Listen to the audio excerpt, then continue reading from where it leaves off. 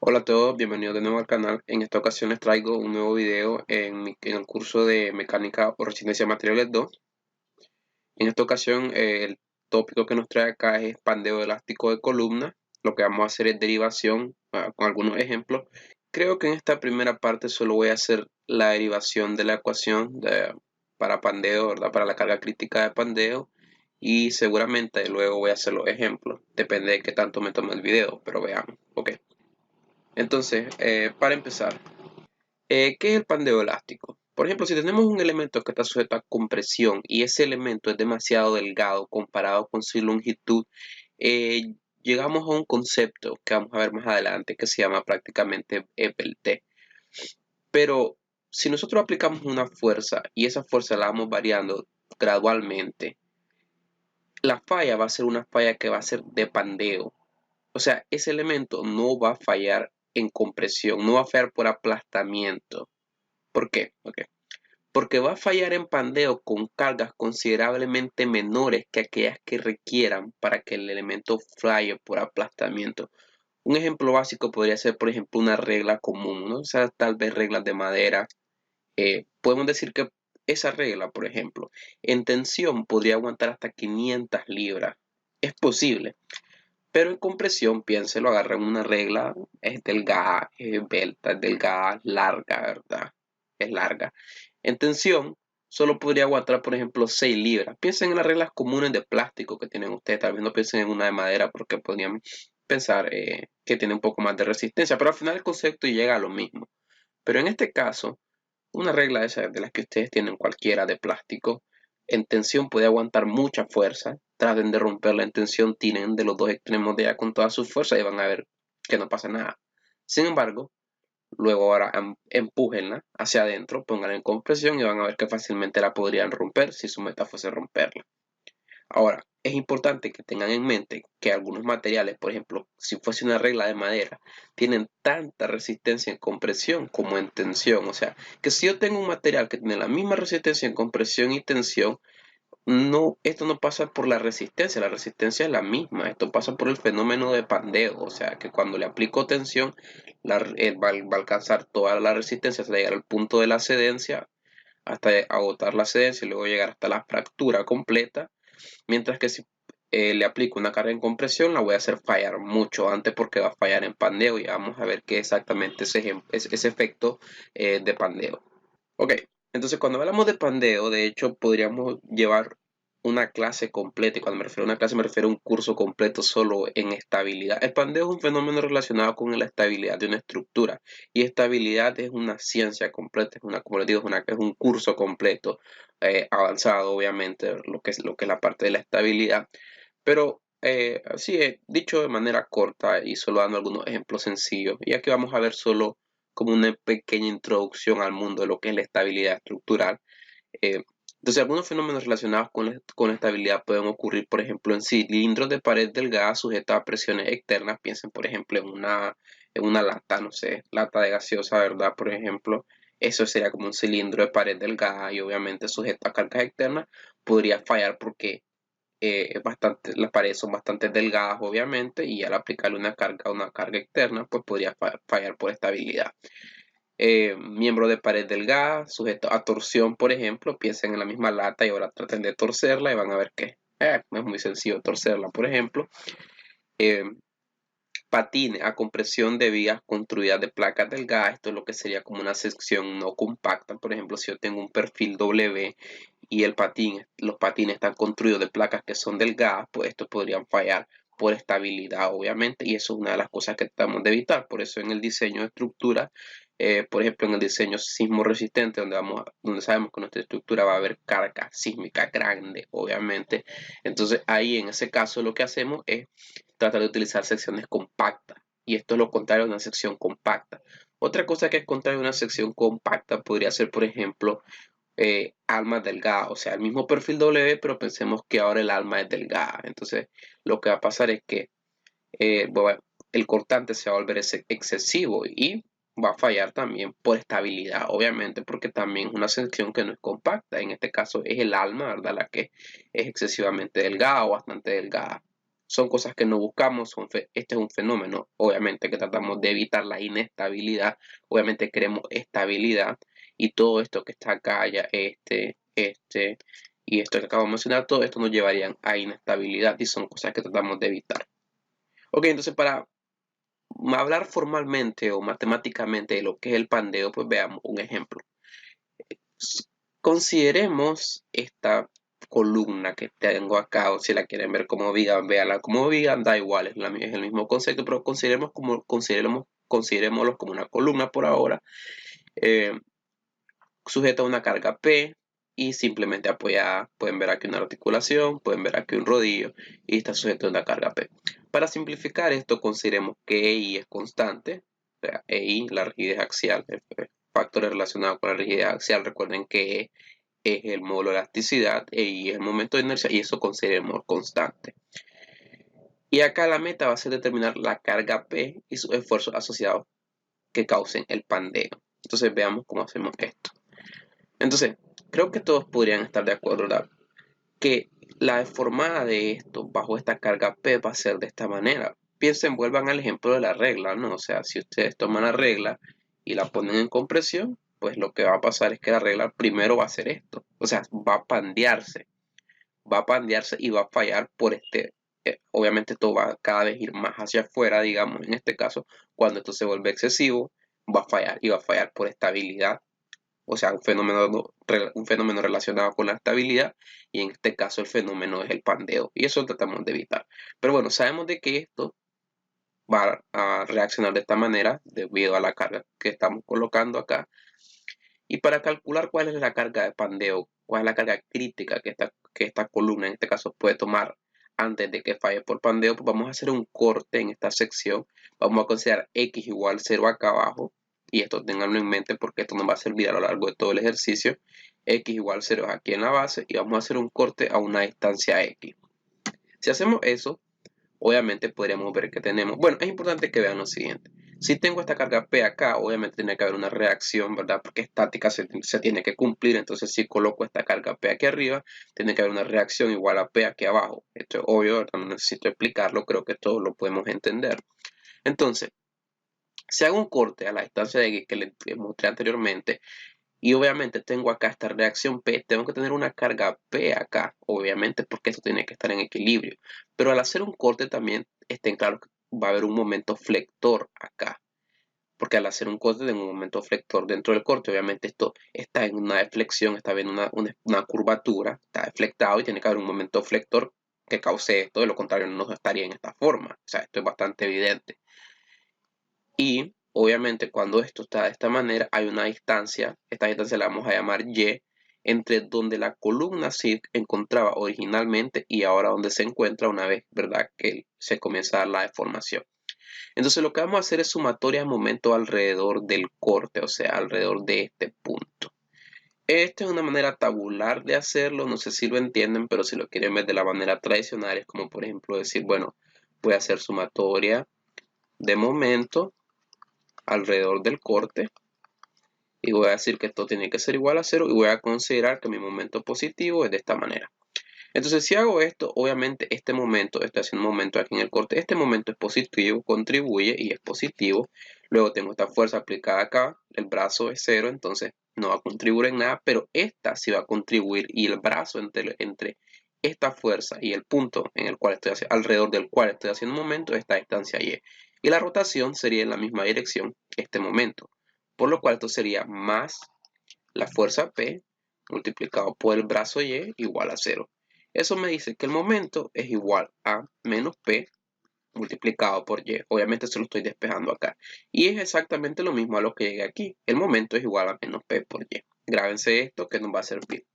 Ok, ahora recordemos esto, ¿verdad? Todo esto que vimos anteriormente, que ya se lo expliqué con el método de doble integración, y esta relación entre momento y curvatura que ya lo hemos discutido varias veces para doble integración, para área momento, para vía conjugada, para todo lo hemos discutido, creo que ya casi hasta el hartazgo. Entonces creo que todos están claros que la segunda derivada de la deflexión con respecto a algún punto de la longitud de la viga, o sea, matemáticamente la curvatura, es igual al momento entre y. Ok, esa es la ecuación clásica diferencial, ¿verdad? De Euler-Bernoulli para flexión en viga. Ya lo hemos discutido, la hemos desarrollado incluso, entonces ya están claros de esto. O sea, de esto ya está claro. Simplificando esto un poco, o sea, en vez de escribir de segunda derivada de y, perdón, casi digo un error matemático de cuadrado, esto no es de cuadrado, segunda derivada de y con respecto a x, en lugar de escribir esto simplemente vamos a escribir y con dos comillas igual a la curvatura, porque recuerden que igual y con dos comillas significa segunda derivada de y, simplemente para escribir menos. Entonces, ahora, si sabemos que la expresión que tenemos para el momento es esta que está acá y la discutimos en la diapositiva anterior, pueden ver esta misma que está acá. Entonces, puedo sustituir acá esta expresión y me va a quedar que la segunda derivada de y con respecto a x, o sea, la curvatura es igual a menos py entre y. Okay. Recuerden, menos py es simplemente el momento y solo estoy sustituyendo. Ahora, veamos. Si reordenamos un poco, ¿verdad? Lo que vamos a hacer es simplemente pasar este menos py entre y al otro lado. Me va a quedar que esta segunda derivada más p entre y multiplicado por y, o sea, que es lo mismo, ¿verdad? Simplemente al pasar esto al otro lado, o sea, al pasarlo de este lado del igual, esta expresión que está acá pasaría positiva, y simplemente estoy escribiendo p entre y multiplicado por y, que es lo mismo, ¿no? Igual a 0. Entonces, ahora, para simplificar aún más, vamos a hacer vamos a declarar una variable arbitraria. Vamos a decir que alfa cuadrado es p entre y. Y esto es arbitrario. O sea, esto es lo que Euler consideró porque esto se conoce también como carga crítica de Euler. Euler fue quien resolvió esto, obviamente, y él consideró esto. Alfa cuadrado es igual a p entre y. Una variable arbitraria nada más para simplificar todo. ¿A dónde nos lleva esto? Bueno, esto nos lleva a que tenemos segunda derivada de y con respecto a x, o sea, la curvatura es igual a alfa cuadrado multiplicado por y igual a 0. Esto creo que les suena familiar a la mayoría de ustedes, sino que a todos ustedes. Esto es una ecuación diferencial de segundo orden, o sea, ustedes ya lo han visto antes. No es la primera vez que lo ven. Entonces, esta es una ecuación diferencial de segundo orden. Y como en toda ecuación diferencial de segundo orden, cuando la vemos, la queremos resolver, ¿verdad? Entonces la vamos a resolver. ¿Cómo la resolvemos? Bueno, teóricamente yo no la voy a resolver aquí porque no es un curso de ecuaciones diferenciales, no es un curso de cálculo, ¿verdad? Entonces les voy a dar una herramienta sencilla, que supongo que es la que ustedes utilizaban cuando les tocaba resolver ecuaciones diferenciales. Veamos. Entonces, supongo que conocen esta página, Wolfram Alpha. Escriben la ecuación diferencial. La única diferencia acá es que en lugar de escribir alfa, estoy escribiendo a, pero es lo mismo. O sea, es una variable arbitraria, a cuadrado, multiplicado por y igual a 0. Y aquí tengo la segunda derivada. Le damos igual, veamos lo que tenemos. Entonces, si vemos acá, pueden ver que aquí me dice cuál es la solución de la ecuación diferencial. Y como es de esperarse, tengo una ecuación diferencial de segundo orden. Voy a tener dos constantes. Voy a tener dos posibles soluciones, esto y esto, obviamente. Entonces, en este caso, esto es lo que tengo, ¿verdad? Una combinación de las dos. Y dos constantes que tengo que descubrir cuáles son. Regresemos a nuestra presentación, entonces. Bueno.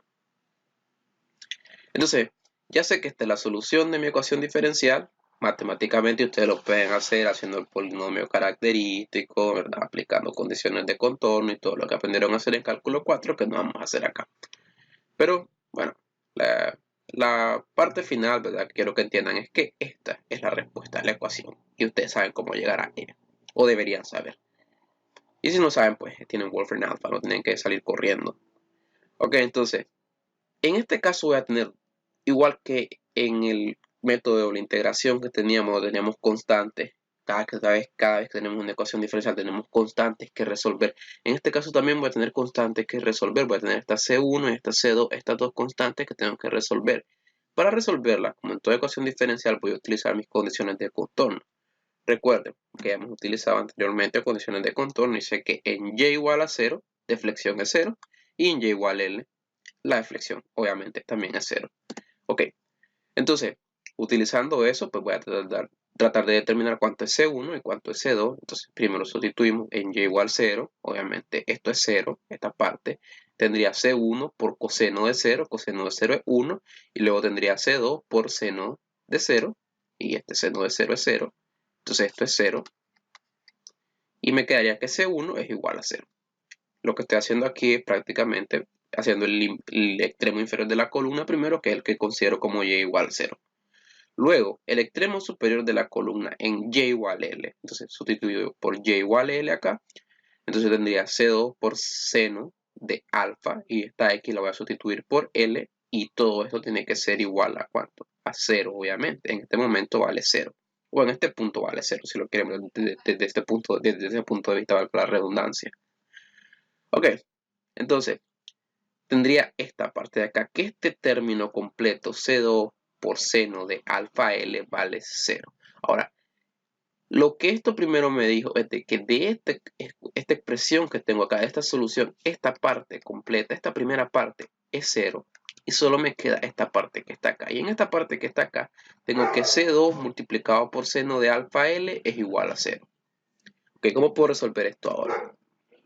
Entonces, hay varias posibles soluciones, pero muchas de ellas son soluciones triviales. O sea, lo que en cálculo matemática se conoce como una solución trivial. Por ejemplo, si C2 vale 0, porque, a ver, pensemos, si tengo el producto de dos cosas, el producto de esto, multiplicado por todo esto que está acá, o sea, esto por esto, uno de los dos tiene que ser 0.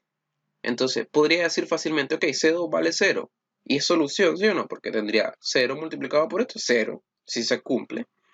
Pero esta es una solución trivial, ¿por qué? Porque si ya sé que C1 vale 0 y también C2 vale 0, todo esto vale 0, ¿y qué es lo que me está diciendo? No tener deflexión, pero sí tengo deflexión. Tengo una deflexión, obviamente, entonces C2 no puede valer 0. ¿Qué más puede hacer que esto sea 0? Veamos.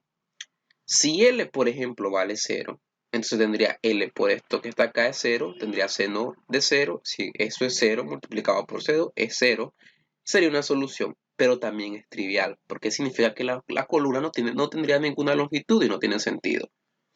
Luego, alfa igual 0 es otra solución, porque multiplicando a L va a volverse todo esto 0 y seno de 0 es 0, por esto es 0, todo 0, también se cumple.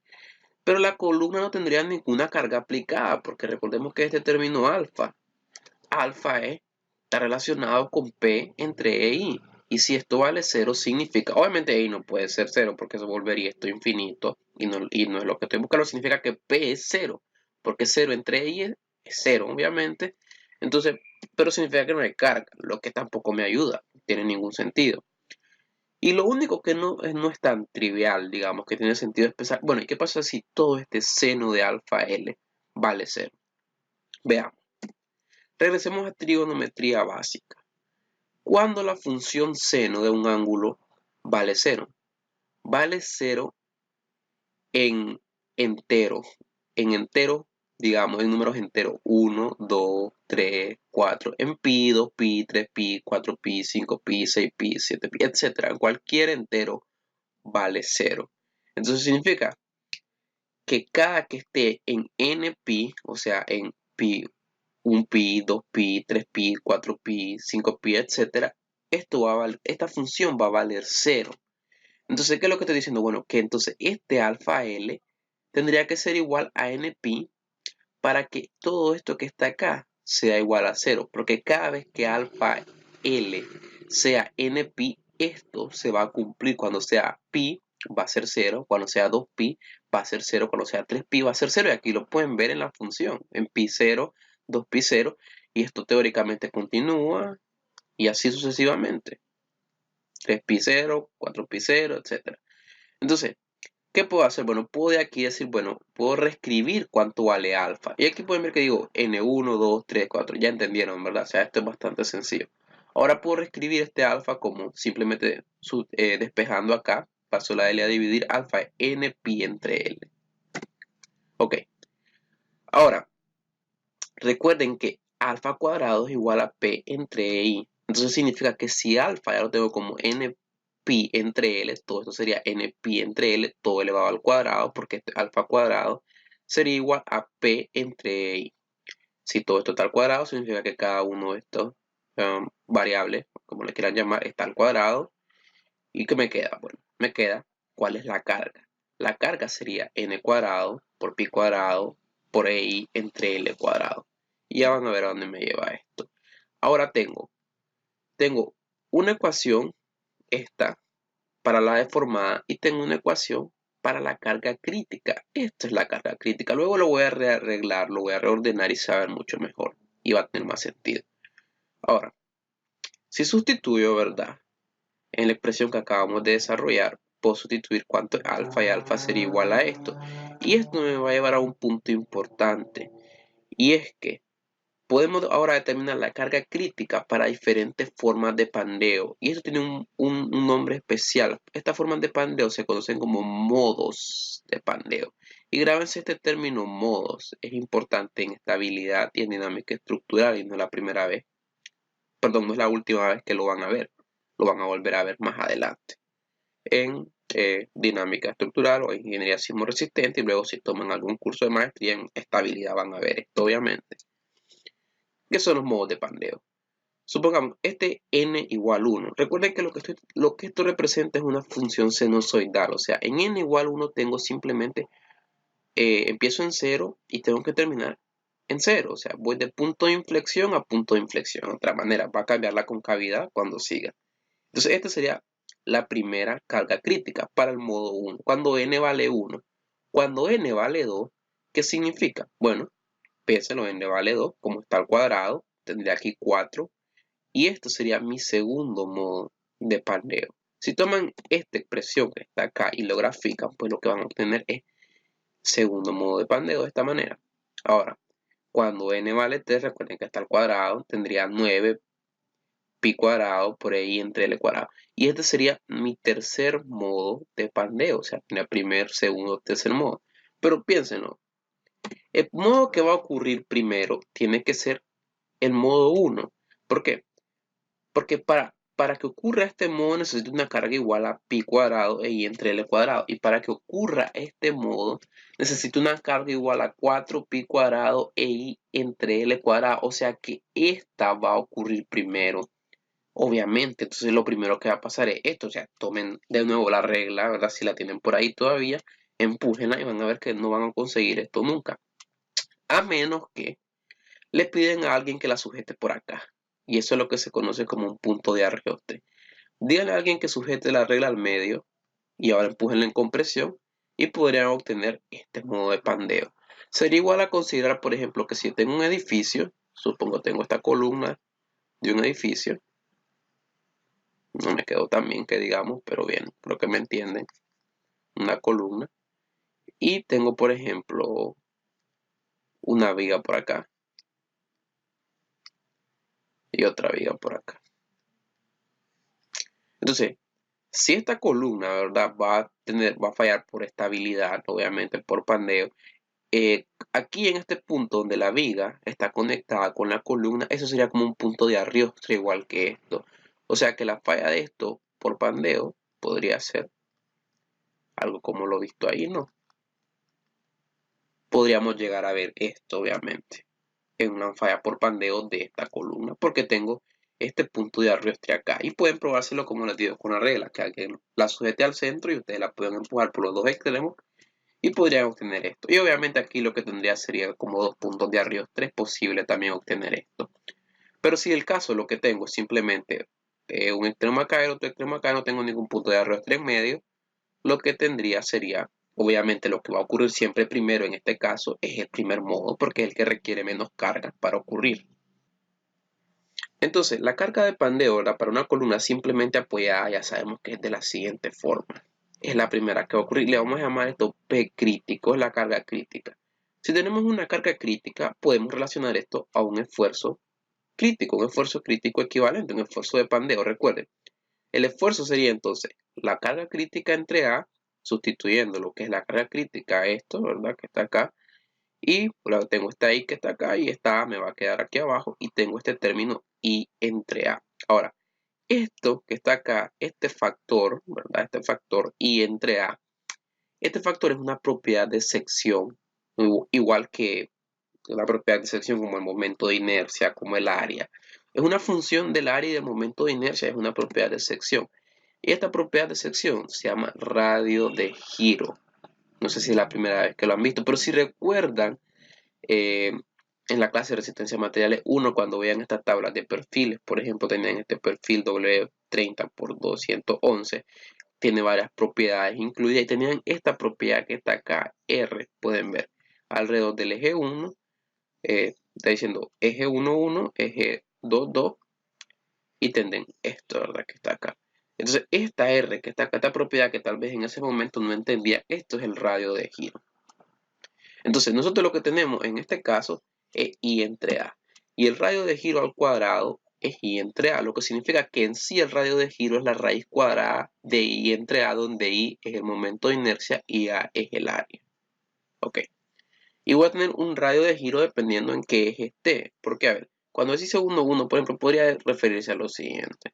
Que si yo tengo un perfil W como el que está mostrando ahí, ese es un tipo de perfil como este. No me quedó también el dibujo, pero creo que se entiende. Entonces tendrían un eje y tendrían otro eje. Entonces podría ser que este sea el eje 1, 1 y este el eje, por ejemplo, 2, 2. Y eso es lo que se refiere. Radio de giro alrededor de un eje, radio de giro alrededor del otro. Es igual que tengo inercia alrededor de un eje y inercia alrededor del otro eje. Es lo mismo exactamente. Bueno, entonces continuemos. Por lo tanto, podemos reescribir nuestra ecuación para el esfuerzo de pandeo de la siguiente forma. Entonces, nótense que podemos definir este término, este factor L entre R. O sea, que lo que voy a hacer ahora simplemente es decir, bueno, I entre A, ya sé que esto es lo mismo que el radio al cuadrado, entonces me quedaría el radio al cuadrado entre L cuadrado que está acá, y esto lo puedo mandar al denominador y voy a invertir la fracción, me quedaría L cuadrado entre el radio al cuadrado. Y todo esto, ¿verdad? Es lo mismo que tenerlo como L entre R, todo al cuadrado. Y este L entre R es un factor y lo vamos a considerar una propiedad más bien, ¿verdad? Pues en la ecuación es un factor, pero una propiedad es una propiedad llamada EBELT. Entre mayor tenga de esto, tengo mayor EBELT, obviamente. ¿Y qué significa el EBELT? Bueno, significa que el elemento es largo comparado tal vez a su ancho. Por ejemplo, si yo tengo un elemento que es bastante ancho, supongan algo así, ¿verdad? Una columna corta y bastante maciza, bastante gorda, digamos. Esto tiene muy poca EBELT. O sea, la EBELT de esto es poca. Y obviamente si sujeto a esto a compresión, creo que la mayoría de ustedes estarían de acuerdo que lo que va a pasar es que va a fallar por aplastamiento. Pero si en cambio tengo algo esbelto, o sea, algo esbelto se refiere a algo así, por ejemplo, donde esto es extremadamente largo. Y bueno, ahí me disculpan por el dibujo que no me va a quedar de la mejor manera, ¿verdad? Pero tal vez esto es largo, ¿verdad? Entonces en este caso, y tengo la carga acá. Entonces, en este caso tendría, ¿verdad?, una posible falla por pandeo, porque esto es más esbelto que esto, la esbeltez de esto es mayor. Y no va a fallar en compresión como este, sino que lo más probable es que esto falle en pandeo. Bueno, creo que entienden, ¿no? Entonces, al final que puedo reescribir esta ecuación, ¿verdad? Para el esfuerzo crítico en función del EBELT, ¿verdad? Y es inversamente proporcional al EBELT, obviamente, aquí lo pueden ver. Entonces solo nos queda un último factor, ¿verdad? Prácticamente para considerar en todo este desarrollo que hemos hecho. Y es que tengamos en cuenta o tengamos en mente que esta ecuación la desarrollamos haciendo algunas suposiciones. Particularmente, una de las suposiciones fue que la columna era simplemente apoyada, o sea, articulada en un extremo y en el otro extremo tenía un rodillo. ¿Qué pasa, por ejemplo, si tengo ambos extremos empotrados? ¿Qué pasa, por ejemplo, si tengo, por ejemplo, un extremo empotrado y el otro extremo libre, una especie de voladizo? ¿Qué pasaría en ese caso? O si tengo otro caso, entonces veamos. Consideremos, por ejemplo, en el que tengo un extremo empotrado y el otro extremo libre, o sea, como un emboladizo, una columna como emboladizo, donde este extremo está empotrado y el otro extremo está libre. Entonces, tiene lógica pensar que la forma en la que se va a pandear sería esta, o sea, la deformada en pandeo de esta columna sería de esta manera. Entonces, lo que podemos hacer es relacionar esta forma de pandeo con la columna simplemente apoyada que ya desarrollamos, y esto lo vamos a hacer a través de este factor K que tenemos acá. ¿Cómo? ¿Cómo lo hacemos? Veamos.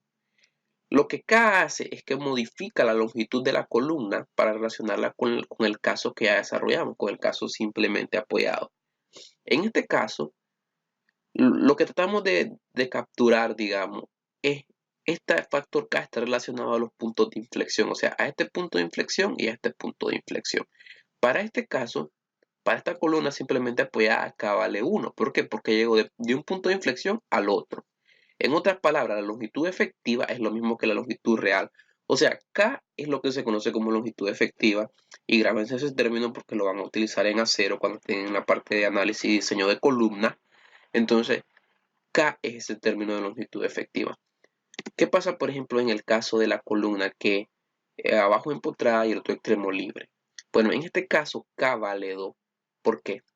Porque para llegar de punto de inflexión a otro punto de inflexión requeriría básicamente dos columnas de esta. Creo que pueden ver que estas dos columnas representan esta forma que tengo acá.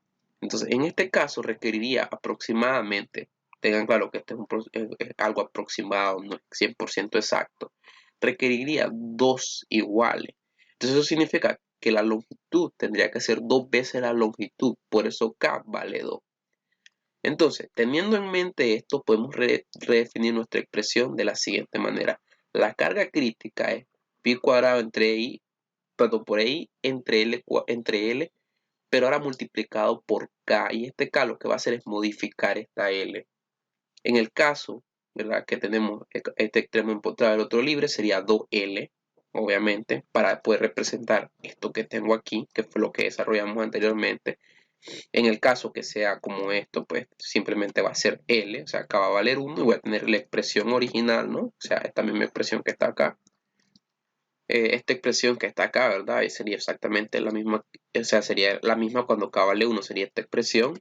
Creo que están claros de eso. Y luego, ¿verdad? Si tendría también en el esfuerzo, pues pasaría igual. Tendría L entre R multiplicado por K y acá valiendo 1, ¿verdad? Ahora sí, cuando tenga, como les digo, este caso, K valdría 2, obviamente, para poder estar en esta misma digamos, columna. Básicamente es una columna equivalente, si la quieren ver así. Por eso es una longitud efectiva, una longitud equivalente para estar representando esta columna que está acá, porque fue la que desarrollamos con las ecuaciones.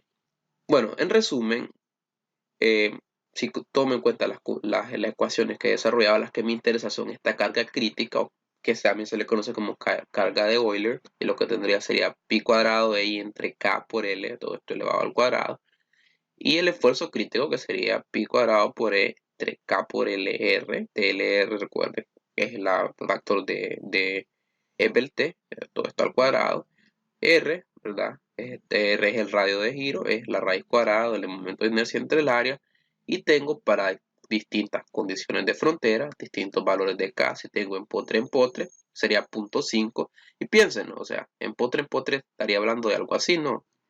Una columna empotrada en ambos extremos, y en ese caso lo que va a pasar es de que la deformación debido a esto va a ser algo así. O sea, entonces lo que estoy diciendo básicamente es que lo que tengo aquí es la mitad de la longitud efectiva, porque esto ocurre a la mitad. Por eso si tengo en potre, tengo 0.5. Luego si tengo un extremo empotrado y el otro extremo articulado sería 0.7, el valor de K. Si tengo ambos extremos articulados, como es el caso original, o sea, una articulación, y el otro extremo podría ser un rodo, como en el caso que estuve considerando, sería K igual 1, es básicamente la ecuación original, o sea, esto valiendo 1, tendría, o sea, K1 tendría pi cuadrado ahí entre L cuadrado, lo que sería la carga crítica o la carga de Euler de la ecuación original. Y en el caso de tener empotre y el otro extremo libre, pues tendría esto igualado. Espero que estén claros con esto, ¿verdad? O sea, estas son las condiciones, distintas condiciones de contorno que podría tener o de frontera, y estos serían los distintos valores de K que podría tener. Bueno, entonces luego lo que vamos a hacer es un ejemplo, pero ese ejemplo lo vamos a hacer en el siguiente video porque ya este se extendió demasiado. Bueno, si les gustó el video, ¿verdad? Se pueden suscribir, le pueden dar like. Entonces sería hasta la próxima entrega.